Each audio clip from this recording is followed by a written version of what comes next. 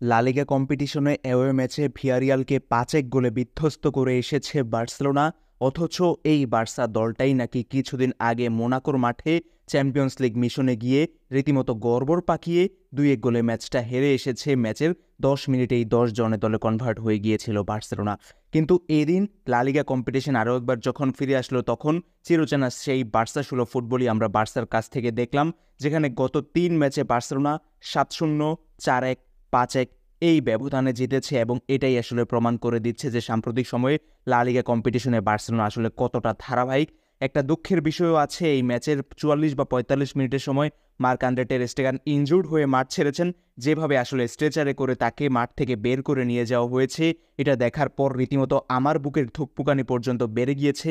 এমনিতেই বার্সার শুরুর একাদশের ৬ থেকে ৭ জন প্লেয়ার ইনজুর্ড, মাঠের বাইরে আছেন। তার উপর goalkeeper, first choice goalkeeper Marc-André টের স্টেগান ইনজুর্ড হলেন।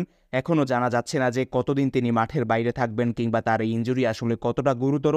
আর তাই একজন বার্সা ফ্যান হিসেবে এখনই মনের মধ্যে শঙ্কা কাজ করছে। গত সিজনে যখন টের স্টেগান ইনজুর্ড ছিলেন, তখন কিন্তু ইনাকি পেইনা, বার্সার এই সেকেন্ড চয়েস গোলকিপার, কিন্তু বার্সাকে সেভাবে আসলে কোনো কিছুই প্রোভাইড করতে পারেননি।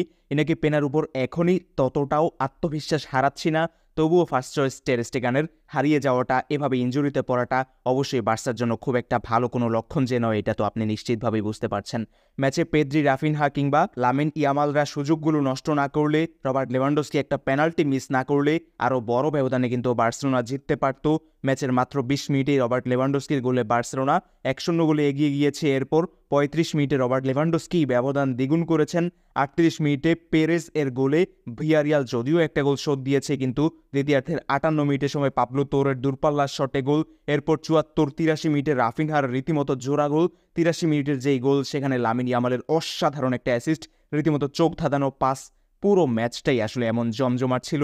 বার্সা যেভাবে গেগেন প্রেসিং করে ফুটবলটা খেলছিল, ইউর্গেন ক্লপের কথা মনে পড়ে যাচ্ছে। এই জার্মান কোচের ট্যাকটিক্স, যেটা কিনা জার্মান আরেক কোচ হান্সি ফ্লিকও অবলম্বন করেন, এবং প্রতিপক্ষের পায়ে যখন বল থাকে তখন কিন্তু বার্সেলোনা দেদারসে প্রেসিং করছিল, যেটার ফলাফল বার্সেলোনা বারবার কিন্তু পেয়েছে।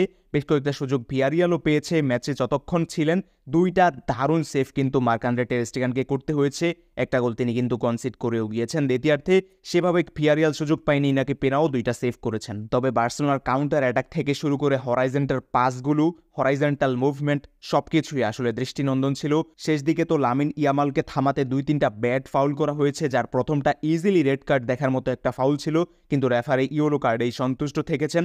লামিন ইয়ামাল অসাধারণ ছিলেন, গোল পাননি, অ্যাসিস্ট কিন্তু ঠিকই পেয়েছেন ২-২টা। পেনাল্টিটাও উইন করেছিলেন সেই লামিন ইয়ামাল, কিন্তু রবার্ট লেভানডস্কির হ্যাট্রিক চান্স ছিল, তাই তাকেই পেনাল্টিটা দিয়েছেন ইয়ামাল। রবার্ট লেভানডস্কি সেটা কনভার্ট করতে পারেননি, বার পোস্টে মেরেছেন।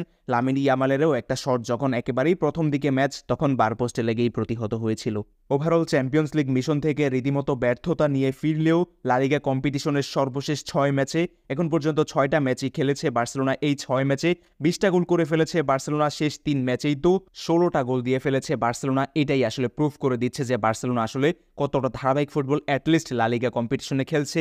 হ্যান্সি ফ্লিকের অধীনে সামনের দিনগুলোতে আসলে প্লেয়ার ম্যানেজমেন্ট কেমনে করবে বার্সেলোনা, সেটাই দেখতে চাইবো। কেননা ৭ থেকে ৮ জন প্লেয়ার ইনজুর্ড, নভেম্বরের আগে তাদেরকে পাচ্ছে না। কিছু প্লেয়ার তো পুরো সিজনের জন্যই চলে গিয়েছেন, মার্ক বার্নালের কথা বলছিলাম। সবকিছু মিলিয়ে বার্সেলোনাতে রীতিমতো লেজে গোবরে একটা অবস্থা প্লেয়ারদের ইনজুরি কনসার্নের কারণে। পেদ্রি, রাফিনহা কিংবা লামিন ইয়ামালদের উপর কিন্তু অতিরিক্ত প্রেশার পড়ছে। ম্যাচের শেষ দিকে তাদেরকে কিন্তু সেভাবে আমরা পাচ্ছি না, সেটাও একটা কনসার্নের বিষয়। তবে এত কিছুর ভিডিও ভালো লাগার যে বিষয়, সেটা হচ্ছে এত অসাধারণ একটা কামব্যাক। ২-১ গোলে হারার পর বার্সা লা লিগা মিশনে দারুণ কামব্যাক করবে, এটা হয়তোবা অনেক বার্সা ফ্যানও সেভাবে ভাবেননি। তবে বার্সা সেই কাজটা এমন ইনজুরি জর্জরিত স্কোয়াড নিয়েও করে দেখিয়েছে। এটাই বুঝিয়ে দিচ্ছে যে যতই ইনজুরি সমস্যা থাকুক না কেন, বার্সার হাতে যে প্রপার রিপ্লেসমেন্ট আছে, তার উপর ইয়ং ট্যালেন্ট আছে, লা মাসিয়া থেকে উঠে আসা একঝাঁক তরুণ ফুটবলার আছে, তারাই রীতিমতো শেষ দিকে এসে বার্সার হাল ধরছেন। ভালো মতোই ধরেছেন বলা চলে। তাদের হাত ধরেই সামনের সিজনে বা বর্তমান সিজনের সামনের দিনগুলোতে বার্সেলোনা নতুন দিগন্তের একটা আশা যে খুঁজে পাচ্ছে, নতুন দিনের দিশারি যে তারা হতে পারছেন, সেটা এখন থেকেই আমরা বুঝতে পারছি।